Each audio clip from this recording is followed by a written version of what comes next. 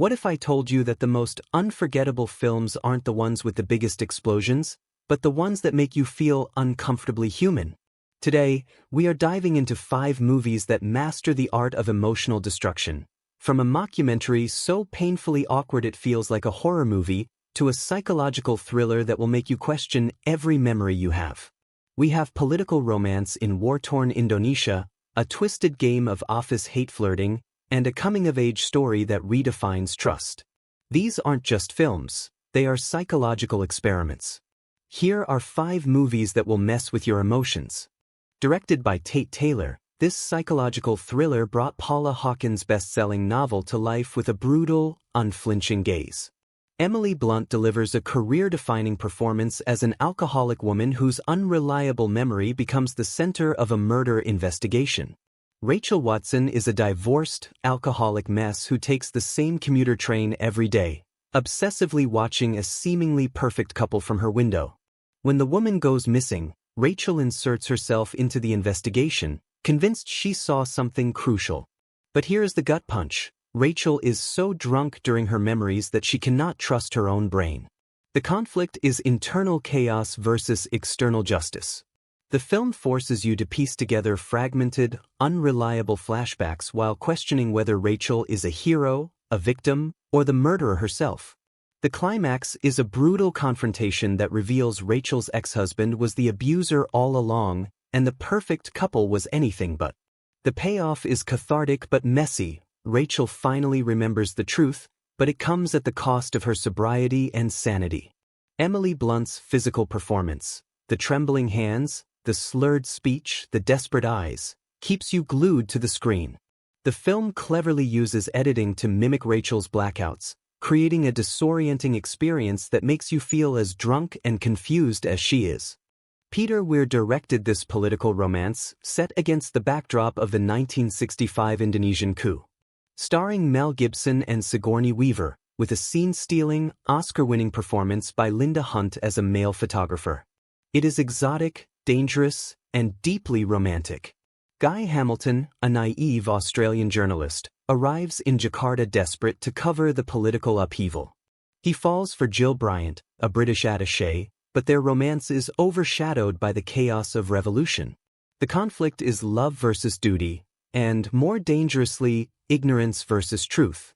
Guy is manipulated by Billy Kwan, a cynical local photographer, who forces him to see the brutal reality behind the diplomatic facade. The film is a slow burn, building tension as the political situation deteriorates and the lovers find themselves trapped in a city on the brink of civil war.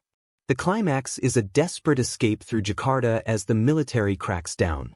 Guy must choose between his career, his love, and his own survival.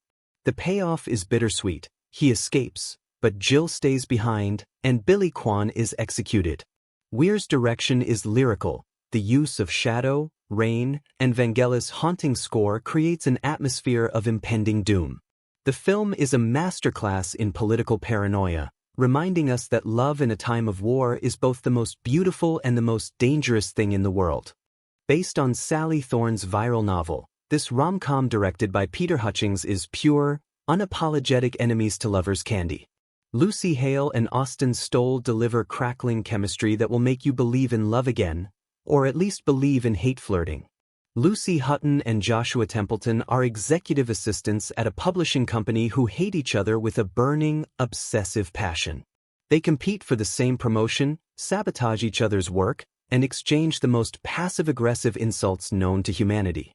But here is the twist. Their hatred is actually a thin veil for intense, undeniable attraction. The conflict is workplace rivalry versus undeniable chemistry. Every eye roll, every sarcastic remark, every accidental touch is charged with electric tension. The film plays with the classic rom-com tropes but elevates them with sharp dialogue and genuine emotional stakes. The climax is a passionate elevator confession where Joshua admits he has loved Lucy all along, and his hatred was just a defense mechanism. The payoff is pure, sugary satisfaction. They kiss, they get the promotion together, and they live happily ever after. But the film earns its happy ending by making the characters genuinely vulnerable. Lucy Hale's performance is grounded and relatable, making you root for her even when she is being petty. It is the perfect palate cleanser, a reminder that sometimes love is just hate that has nowhere else to go. Christopher Guest invented the modern mockumentary with this masterpiece. Shot with no script, only improvisation, the cast created an entire small-town world of delusional community theater. It is so painfully realistic that you will forget it is fiction, and that is exactly why it is genius. Corky St. Clair, a flamboyant, talentless director, stages a musical tribute to his small town of Blaine, Missouri, to celebrate its 150th anniversary. He is convinced that a Broadway producer named Guffman will attend and take him to New York. The conflict is brutal. Corky is surrounded by equally delusional locals who believe they have star power. Every single performance is cringeworthy, yet they perform with absolute sincerity. The tension comes from watching these ordinary people pour their hearts into something destined to fail, while we, the audience, wince and laugh in equal measure. Guffman never shows up. The musical is a disaster, but Corky refuses to accept failure. The payoff is heartbreakingly beautiful. Corky moves to New York anyway, still delusional, still believing. Guest forces us to ask, is ignorance bliss? The film refuses to mock its characters cruelly. Instead, it loves them. The awkward silences, the off-key singing, the terrible choreography, all of it builds to a climax of pure, unfiltered humanity. You will laugh, but you will also cringe so hard you might pause the film to recover. Directed by Brian Decubelis, this indie gem is a slow-burn psychological thriller that explores the darkest corners of family secrets. Shot during the pandemic, it feels claustrophobic, intimate, and terrifyingly real. This is not a horror film, it is something much worse.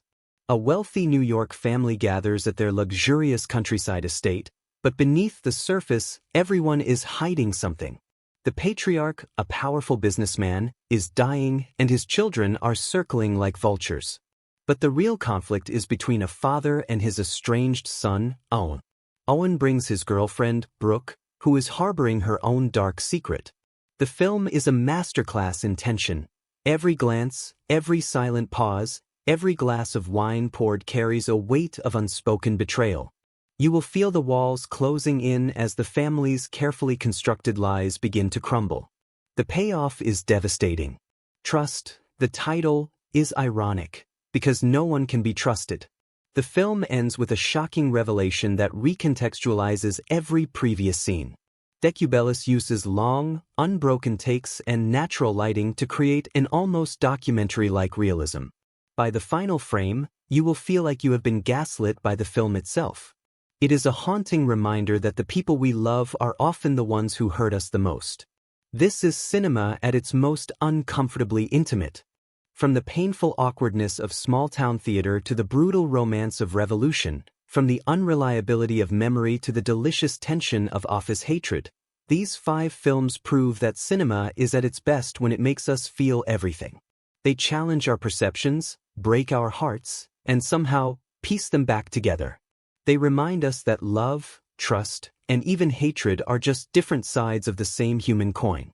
If you enjoyed this emotional roller coaster, smash that like button to join the cinephile community, comment which film wrecked you the most, and subscribe for more deep dives into cinema's hidden gems.